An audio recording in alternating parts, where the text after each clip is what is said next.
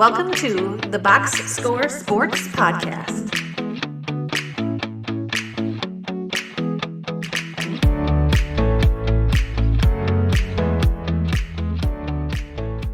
As a play-in as well. The Phoenix Suns, round of the Phoenix Suns, 49-33 last year. What was your favorite move that the Phoenix Suns made? Bringing in Bud. Oh, I think okay. for the regular season and for what the Suns have, they needed a system um, to run, and it kind of ties in with getting Tyus Jones because they didn't have a point guard. But if you got someone who can dribble, and not, I know Devin Booker fans will want to fight you. He's not a point guard. He No, can he's handle the not. ball. Not a point guard. No. But having a guard and a system that you can rely on and get the guys to do, um, I think will go a long way if they buy in, and hopefully they won't devolve as much into here you go, KD, here you go, Devin Booker, here you go, Bradley Beal. I know Bradley Beal said in an interview like it's not an option with Bud. You shoot the three, which both of these, all three of those guys are good shooters, but hesitant. They don't just get up threes. And in a Bud system, you get up to threes. So if they can do that regular season, I think it'll go a long way for them to look competent and have something they can fall back on and do. Yeah. No, I agree with you. Like as far as the, especially the bringing in the point guard part, because like last year that was the big question. I'll reiterate what you said. Devin Booker, not a point guard, and that's okay. He's one of the better shooting guards in the league.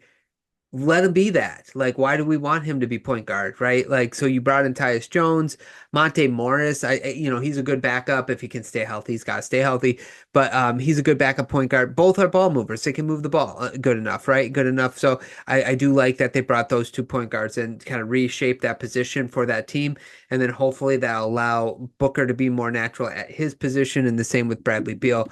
And then we'll see if these three guys can work with an actual facilitator on the field, somebody who's looking to move the ball. Yeah, they have to be more organized, and if Correct. they do that, it'll make them appear much better.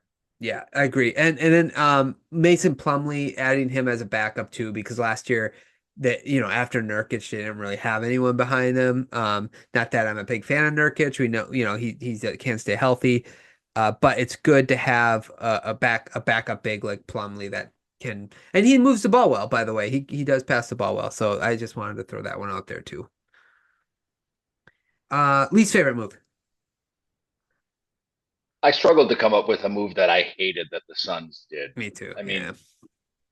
mean, did Grayson Allen sign his extension during this offseason? I If think he that was in did, the middle of last season, okay. actually. All right. With the I exception think. of that, yeah, I think you're right. It was before the playoffs. I don't really hate anything they did. I mean, they have guys on their team that I don't like. They didn't, but again, they're a second apron team. They don't have a lot of flexibility.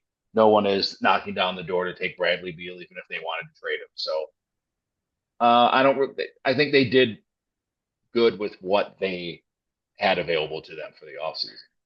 100% agree. I have NA there. I didn't have anything because they didn't really, like lose anybody that, you know, of anything. And like you said, they didn't lose anybody. Like even as a second anchor team, all they did along the lines, in between the lines, so to speak. I like what they did. So yeah, I'm with you.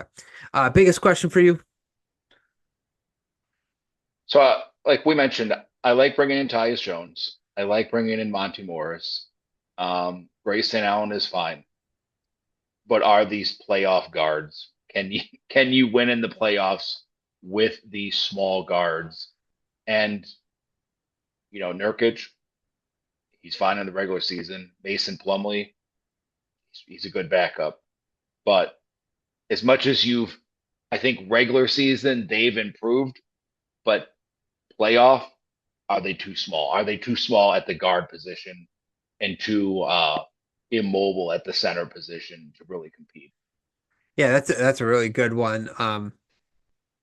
because like the thing with Bud's defense is like they always had like Brook Lopez down low, or or Giannis kind of just manning the paint. So you had like shot blockers. I don't view Nurkic as like a prolific shot blocker at that level or anything like that. So even if he was healthy, or even Plumlee for that matter, he's not like a good shot blocker, or not known for being like a really great shot blocker. So it's just like you're not kind of getting the defense when your guards let you down in the front end, that you don't have the back end help either. So that's a good point.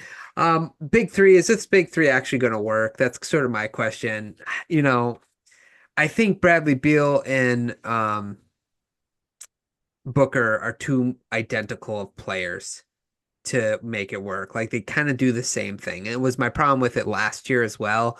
Like they're both kind of like create their own shots, live in the mid-range 3-point area type thing, and it's like, I don't know. I don't, especially those two together, I just don't like the fit. And then you're trying to, like Kevin Durant should be your like a main, so you don't want to forget about him. So I just don't know if this big three will work. I think they'll have nights where they look good, but I also think like you'll have nights like you did in the playoffs last year where Bradley Beal goes 2 of 15. Everyone's like, what's wrong with Bradley Beal, or whatever it was he went. So and that's my biggest question. I don't know if this big three will work. Yeah, they have to come up with an order, because three. have, I meant to do the quotes, the big three, because we throw that out there so loosely. My bad. They have to come up with like a pecking order of who is who in this big three. Like Bradley Beal has to be the 3. Yeah, correct. And he has to accept, I'm here to be in the corner, especially in this Bud system. And my job is to stand here in the blue box, whether it's in the corner or above the break. And when they throw me the ball, I'm shooting it. Correct. And I don't know if he can accept that, because like you said, some of those playoff games, Bradley Beal was real eager to move the ball up court and just try to go one-on-one. And again, he's 6'4". He's a smaller guy. Correct. So they need to make Booker the 1. I think he's the most effective with his age, and Durant the 1B. Mm-hmm.